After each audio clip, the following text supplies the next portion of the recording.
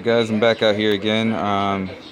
Basically, I'm gonna go change out the oil pan, swap it out for the one with the 10AN drain line fitting, and also gonna replace the upper oil pan gasket for the upper oil pan.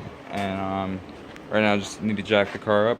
Alright, so as you guys can see, my lower oil pan, and then up there you can see the upper oil pan. Those are leaking a little bit of power steering fluid, but that's just drippage because I need to tighten up the lines.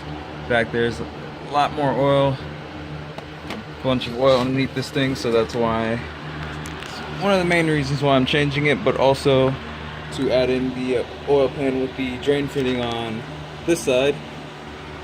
So for this you have to, the easiest way is actually to pull that bolt over there, and then the next one over here for the engine mounts. Raise the engine slightly. It looks like I'm gonna have to pull off the power steering pump also, because that's connected, and I think that should be about it. I got this thing set up. This is what's gonna hold up the engine. Basically it has two chains, and I set them up on the bracket for the engine mount. Then when I'm ready, then I will tighten these up, and that will help raise the engine. Here's the other side. For my E30, I had to take off the intake and the intake boot. One of the things that I love about this car, it's easy to remove the oil pan. If you're doing a job like this, it's always useful to have a pan such as this. You can use it to catch any extra oil, because obviously there's going to be some oil that's still on like the crankshaft and the pistons. Not everything's going to drain out. So you just want something to help you catch any extra oil that's going to drop.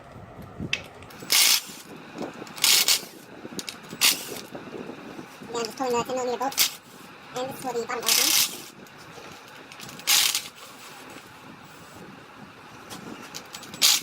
Let's get back.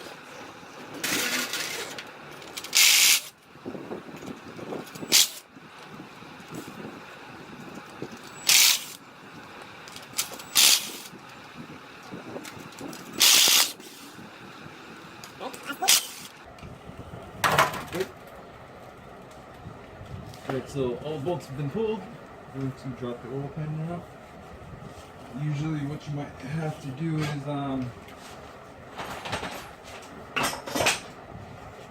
grab a hammer, lightly give it a few taps.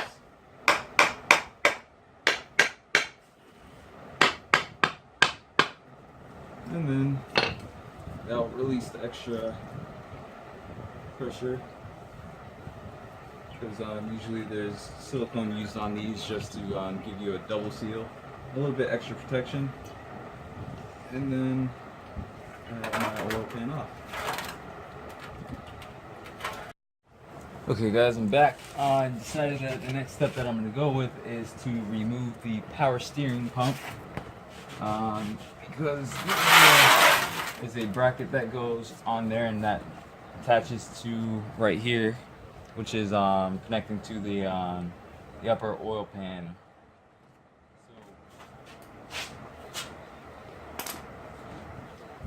So yeah, luckily I was able to easily find my 10mm, because you know those don't actually exist in the automotive world, because they're mythological creatures.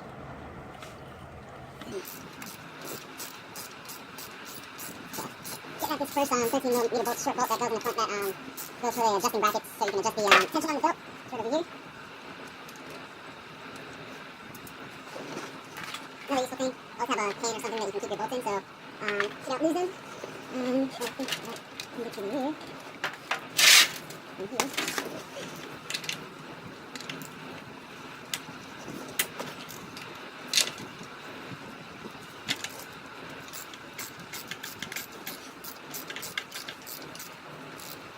For the rear, also there's 3 bolts that are 13mm that go through the transmission, and into the upper oil pan to help support it.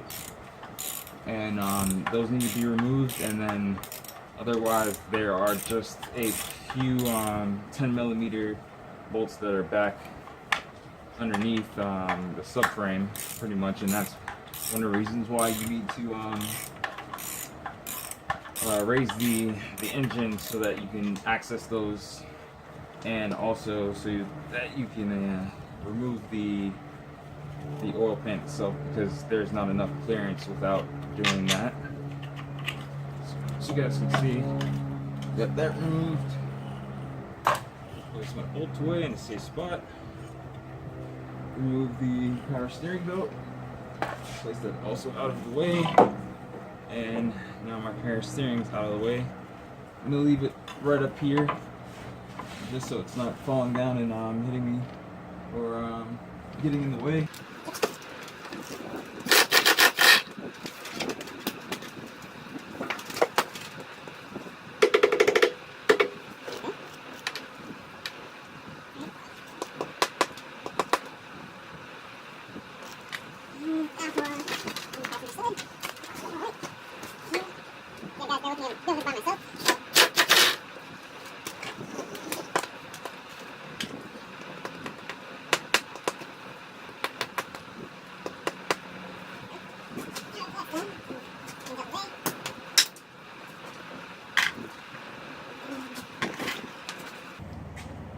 So basically,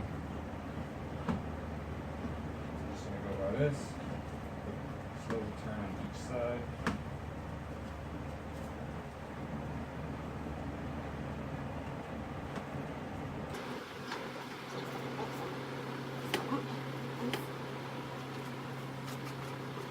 Move back and forth between each side so I get it even. Raise them like evenly.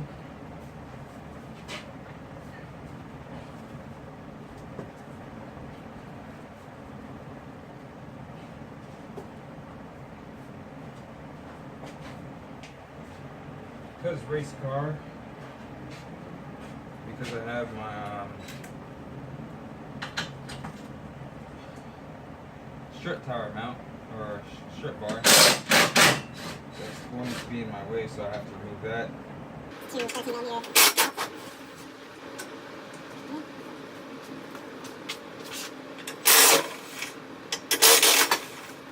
Yeah, owning a race car isn't easy. A lot of things like this make simple jobs a little bit more complicated. Not too much, but just enough so you have to do a little bit of extra work.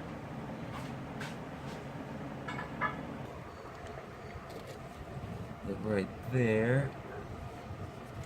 Maybe a little better spot. There we go. You guys see right there. There goes the spacing between the motor mount and the subframe.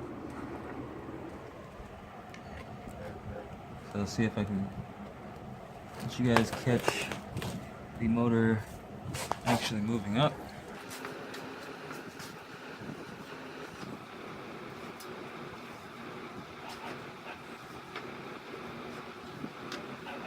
I think it's very, very handy. Otherwise, this would be a little bit more difficult.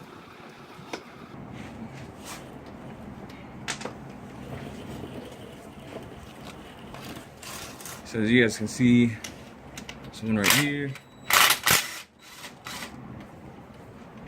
Another one right here. I'm actually not going to pull the oil pan pickup just yet because since I was so busy with finals and everything for my classes, forgot to order the oil pan pickup gasket, so I'm gonna have to wait for that to come in. Should only take a few days. Just want to make sure I change that because since I'll be turbocharging the car, that's very important. Make sure I have good oil. Didn't give me an issue beforehand, but again, preventative measures. That's one of the things when you order gaskets online. The brand does matter sometimes, or because there are better materials to make engine gaskets out of. So again, the first 1, 2, 3, 4, 5, 6 bolts are removed. There's another bolt right over here. And all these appear to be the same size 10mm bolts. There's another one up here. Not exactly sure how many there are. I have to count them for the complete and total set. There's a few in the back. So, those up there. There's one right there. And then back here there are a few. I believe there is actually also another one maybe in here. This little hole right here. You guys can see that? Yeah, there's that here. That holds the oil pan, I'm pretty sure. And then again, these bolts, there's one up here. 13mm, there's another one right here, and another one right here. So there's in total 3 main 13mm bolts that actually hold the oil pan to the transmission, and that's just to give it another strong base so it holds the oil pan in place. And then again, there's a few back there, so what I can actually start doing is go for those since I have the socket already set up. So this one back here. Let's see if I can get past this. Right. Again, see that black silicone? No good. Doesn't work well with oil. Another one here. I'm going to wait to pull that one just because I'm not exactly sure 100% if that needs to be pulled. We got most of the 10mm bolts pulled. There are 1 back here and 2 more up here underneath the subframe. And then on the next side there's 3 more. So actually 4 more, 1 in the front and 2 more. I might have to use a short socket. So since those are in my way, I'll double check here. Again, there is one. Oh, no, there's actually 2 inside here. Not 100% sure yet if they need to be pulled, so I'm going to save those 2 for last. Looks like I can get this one up here, so I'm going to go for that. And then another one that's right over here. And I hope you guys really do appreciate the gimbal video because otherwise you probably wouldn't be seeing this. It does make things a lot handy, a lot easier. I'm going to go grab the 13mm socket so I can pull these 3 that are back up here. And when doing these things, it's always good to use the proper tools, like the correct sockets and the correct size and length ratchet handles, because when you're removing these things or tightening these things, if you use a shorter ratchet handle for certain bolts, what you're doing is you're straining yourself, because what you're using to tighten or loosen the bolts or nuts is torque. So if you use a longer ratchet handle, it gives you more leverage, and if you've taken physics or anything, then you already understand this, but basically it'll give you more leverage and it will make your life a whole lot easier. So again, use the correct length things, or correct length tools or ratchet handles.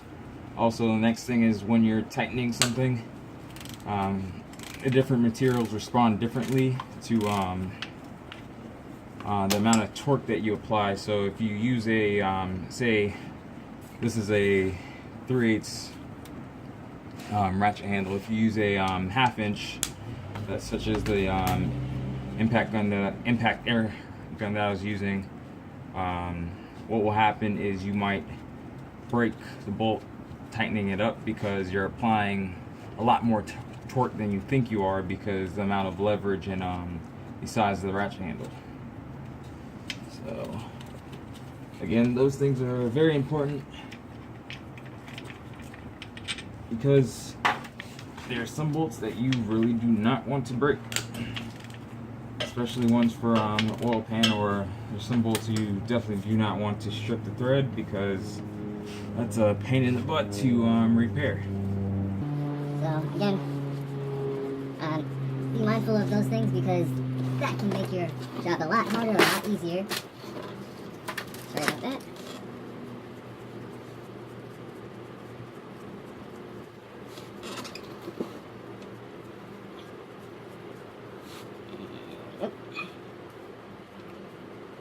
Alright, so just a few other things also is I'm planning to do a 6-speed swap on this car when I get everything set up.